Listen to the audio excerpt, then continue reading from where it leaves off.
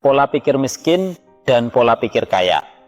Hari ini kita akan membahas sebuah topik yang bisa jadi sangat menentukan masa depan keuangan kita. Topik ini sederhana, tetapi dampaknya luar biasa besar. Topik itu adalah pola pikir miskin dan pola pikir kaya atau kelimpahan. Banyak orang berpikir bahwa untuk menjadi kaya, kuncinya ada pada pekerjaan yang bagus, gaji yang besar, atau usaha yang menguntungkan.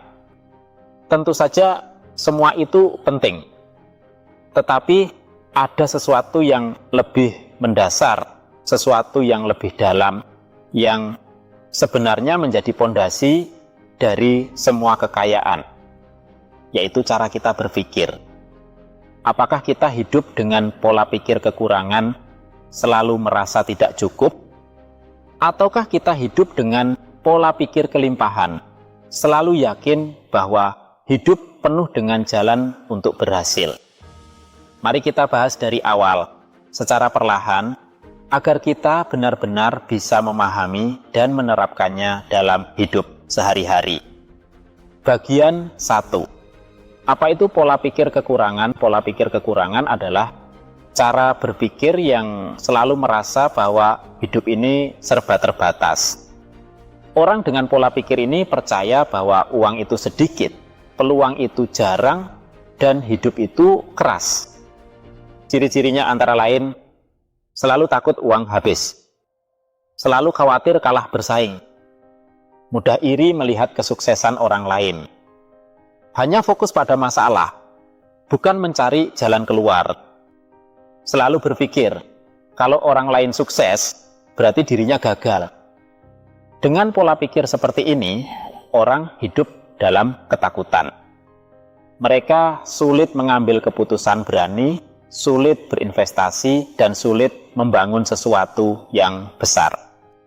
Misalnya, ketika ada peluang usaha, mereka akan berkata, terlalu berisiko bisa rugi, lebih baik simpan aja. Padahal dengan menyimpan saja, hidup mereka tidak pernah berkembang. Bagian 2. Apa itu pola pikir kelimpahan?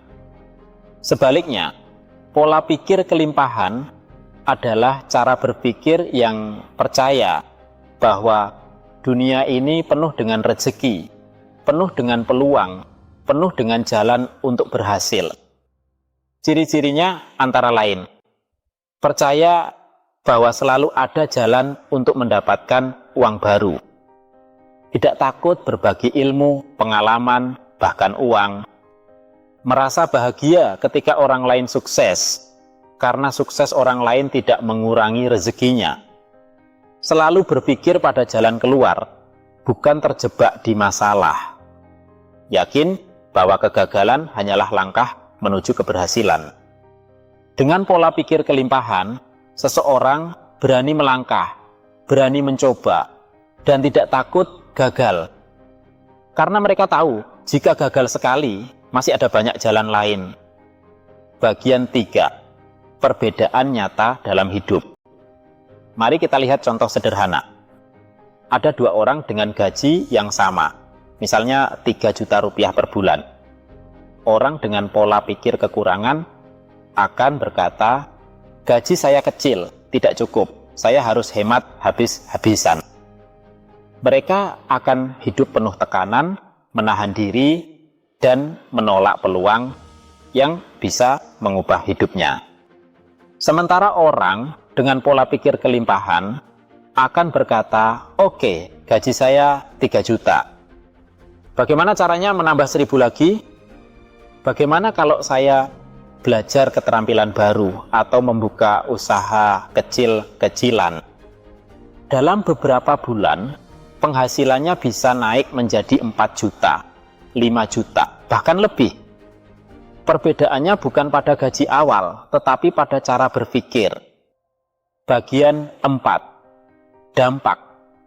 Pola pikir kekurangan.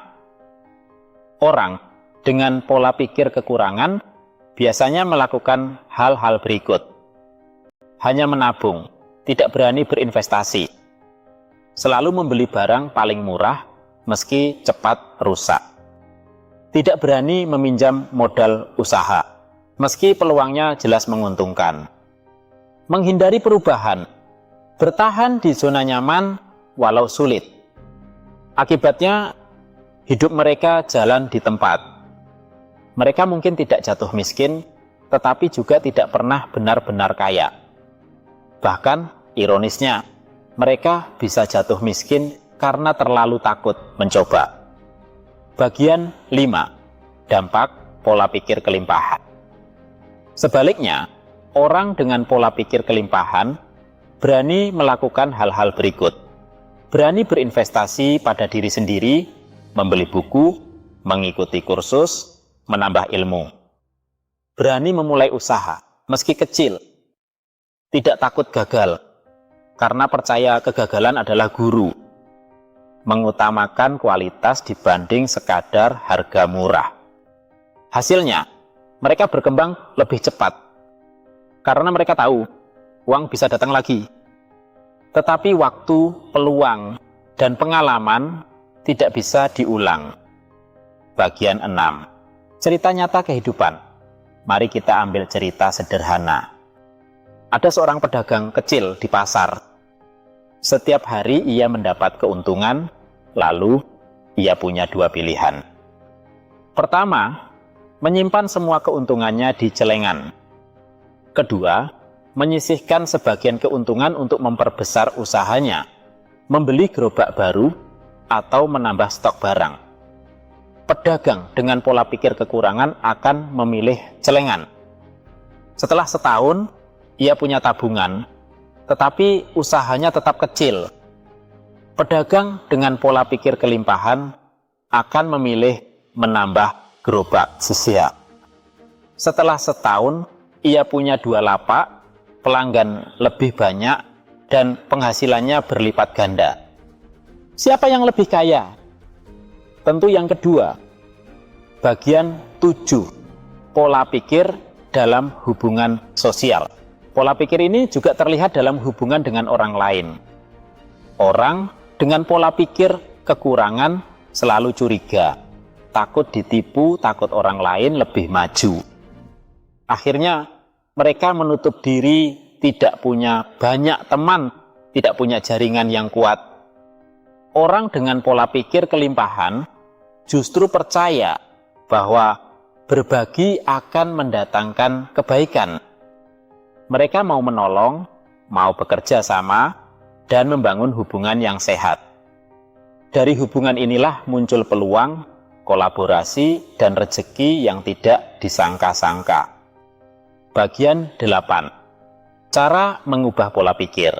Bagaimana cara kita beralih dari pola pikir kekurangan ke pola pikir kelimpahan? Langkah pertama, ubah cara berbicara. Berhenti berkata, saya tidak bisa. Mulai berkata, bagaimana caranya saya bisa? Langkah kedua, ubah cara memandang kegagalan. Jangan lagi berkata, saya gagal, tetapi katakan, saya sedang belajar.